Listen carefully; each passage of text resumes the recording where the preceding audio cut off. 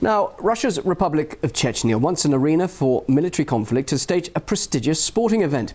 President's 11 from the Republic took on some Brazilian World Cup winners. And RT's Tom Barton watched the match and joins us live now from the stadium in Grozny. So, Tom, how did the match go?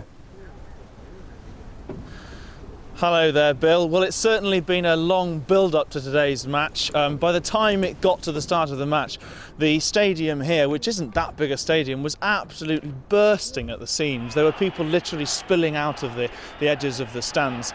And then the match got underway. Not perhaps the most breakneck-paced, adrenaline-soaked match you've ever seen. As you can imagine, the professional footballers that there were involved there were no longer in their professional footballing careers, but interesting nevertheless. Quite a high-scoring match. It ended up Brazil 6 and Grozny, Chechnya, or as you call it, the President's 11, having scored 4. Well, it's not football that, of course, Chechnya is known for in the West.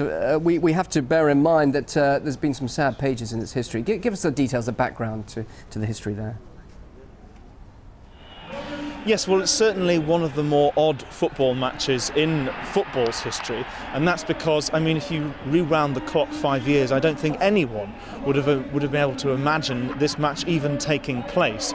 To have imagined a Brazilian team, albeit a veteran all-star team, flying all the way out to Chechnya, which I imagine 5 years ago, the only reason most people would have heard of Chechnya was, unfortunately, because of its connection to war and turmoil. This very city, 5 years ago, was pretty much a shell. I mean, from the mid-1990s until the early 2000s, it was racked by war, and Grozny was essentially flattened. Now, it's a testament, I suppose, if anything, that a Brazilian team that can come all the way out here and play, that at least they deem it now safe enough to come and do that. And an awful lot of money and time and effort's gone into trying to rebuild Grozny, and I suppose it's a sign that at least to begin with, the start of that is starting to take effect. Ramzan Kadyrov, who's the leader of Chechnya, today he scored a penalty, and although he didn't score as many goals as he had chances, he was certainly putting all his effort into the game.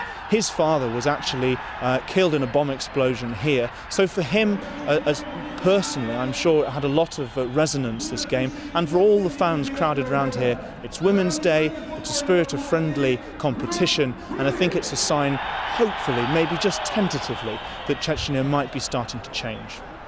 Tom, thanks very much indeed. Live there from the Chechen capital, Grozny. Thanks very much indeed, Tom Barton.